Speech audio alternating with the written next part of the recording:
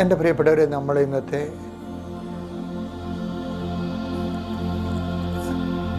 എല്ലാ വ്യാപാരങ്ങളെയും, വ്യാപാരം വെച്ചാൽ കച്ചവടമല്ല, വിനിമയം, കമ്മ്യൂണിക്കേഷൻ, വ്യാപാരം,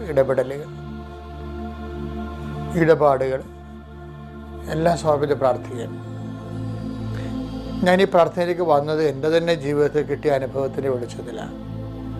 രാവിലെ എഴുന്നേറ്റ് എല്ലാം ഫീഡ് ചെയ്യുമെന്ന് ഞാൻ നിങ്ങൾ നേരത്തെ ഒരു ദിവസം പറഞ്ഞായിരുന്നു.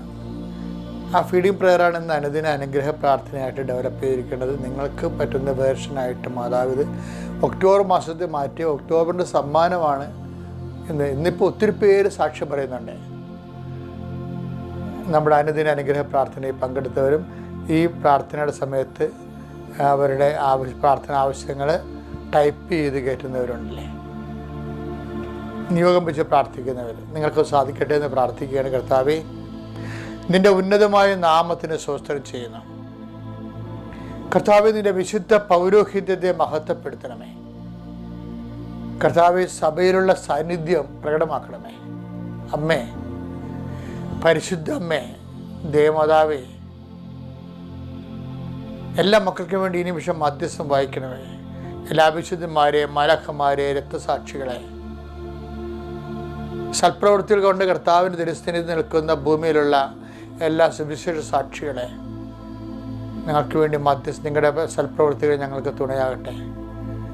കർത്താവേ, നിൻ്റെ തിരുമുറുവാർന്ന വലതുകരം, ആണിപ്രതാർന്ന അത്ഭുതകരം ഓരോ മകൻ്റെ മേലും മകളുടെ മേലും വെക്കണമേ. മനസ്സിടിഞ്ഞു പോയ മക്കളുടെ കർത്താവേ, മാനസിക പിരിമുറുക്കം കൊണ്ട് ഇന്നലെ രാത്രി ഉറങ്ങാത്തവരുണ്ട് ഈശോയെ. ഇന്നലെ രാത്രി തിരിഞ്ഞും മറിഞ്ഞും കിടന്ന് താമസിച്ചവരുണ്ട് ഈശോയെ. ഇന്നലെ ഭാര്യയും ജീവിത പങ്കാളിയുടെ വഴക്കിട്ടവരുണ്ട് ഈശോയെ. അതിൻ്റെ പേര് ഉറങ്ങാതെ കിടന്നവരുണ്ട്. മക്കളുമായിട്ട് വഴക്കിട്ട് മക്കളുടെ ചില ദുർനടപ്പുകളോ അല്ലെങ്കിൽ അഭിപ്രായ വ്യത്യാസം കാരണം അവരുടെ പ്രാർത്ഥനാപൂർവ്വം പിന്നെ അവരുടെ പ്രാർത്ഥനയ്ക്കെതിരെ, ദൈവത്തിനെതിരെ സംസാരിക്കുന്ന കാരണം അതിൻ്റെ ഭാരമൊക്കെ ഏറ്റിട്ട് ഉറങ്ങാൻ പറ്റാതെ പോയ മക്കളുണ്ട്. അങ്ങനെ ഓരോരോ തരം വിഷമതകൾ. Help those who have all kind of travels. കർത്താവ് വചനം ഓർക്കുമ്പോൾ കേൾക്കുമ്പോൾ ഞങ്ങൾക്കൊരാശ്വാസമുണ്ട്.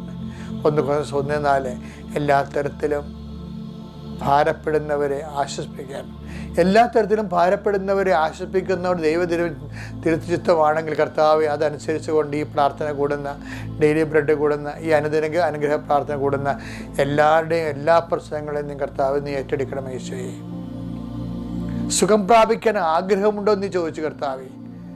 അതുപോലെ രക്ഷപ്പെടാൻ ആഗ്രഹമുണ്ട്, ഒരു വീട് കിട്ടാൻ ആഗ്രഹമുണ്ട്, കേസ് മാറാൻ ആഗ്രഹമുണ്ട്, അതുപോലെ തന്നെ ശത്രുത മാറി സമാധാനത്തെ അയൽവാസികളുമായിട്ട് ജീവിക്കാൻ ആഗ്രഹമുണ്ട്. പക്ഷെ നോബഡി ടു ഹെൽപ്പ് എന്ന് അയാൾ പറയണത്, ആ തറവാരോഗി യോഹന്നാൻ 5:7 പറയണത്, എന്നെ സഹായിക്കാൻ ആരുമില്ലെന്നാണ് പറയണത്. കർത്താവ്, ആരുമില്ലാത്തവർക്ക് നീ മാത്രമേ ഉള്ളെന്ന് ഓർക്കണമേ കർത്താവ്. അങ്ങനെയാണല്ലോ കർത്താവ് 38 വർഷത്തിന് ശേഷം ആ മനുഷ്യൻ്റെ അടുത്തേക്ക് നീ വന്നത്. അതുപോലെ കർത്താവ്, ഈ പ്രാർത്ഥന കൂടി ആരുമില്ല സഹായിക്കാൻ. കർത്താവ്, ചില കാര്യങ്ങൾക്ക് ചിലരുണ്ട്, പക്ഷേ എല്ലാ കാര്യങ്ങൾക്കും എല്ലാവരും ഇല്ല. അതാണ് നമ്മുടെ അവസ്ഥ, അതാണ് ദൈവത്തിൻ്റെ സ്പേസ്. എല്ലാ കാര്യങ്ങൾക്കും ദൈവം മാത്രമേ ഉള്ളൂ. അത് കണ്ട കർത്താവ്, അത് മനസ്സിലാക്കാനും തിരിച്ചറിഞ്ഞുകൊണ്ട് നിന്നെ ആ സ്പേസിലേക്ക് നിൻ്റെ തിരുസനെ സമർപ്പിതരാകാൻ ഞങ്ങളെ അനുഗ്രഹിക്കണമേ.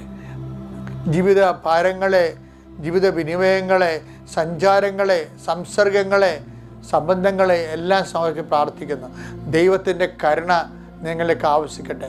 ദൈവത്തിൻ്റെ ഉന്നതമായ നാമത്തിലെ നിങ്ങളുടെ രോഗങ്ങളും ഭാരങ്ങളും ക്ലേശങ്ങളും, നിങ്ങൾക്ക് പെൻഡിങ്ങായിട്ട് കിടക്കുന്ന കുറേ മാസങ്ങളായി, കുറേ വർഷങ്ങളായി, കുറേ ദിവസങ്ങളായി നമുക്ക് അവിടെ ഒന്ന് തിരിഞ്ഞു നോക്കാൻ പറ്റണില്ല, ആ പറമ്പിലൊന്ന് പോകാൻ പറ്റണില്ല, ആ വ്യക്തി ഒന്ന് കാണാൻ പറ്റണില്ല, ആ എക്സസൈസ് ഒന്നും ചെയ്യാൻ പറ്റണില്ല, ആ റെക്കോർഡൊന്ന് പൂരിപ്പിക്കാൻ പറ്റണില്ല, ആ പ്രോജക്റ്റ് ഒന്നും ചെയ്യാൻ പറ്റണില്ല.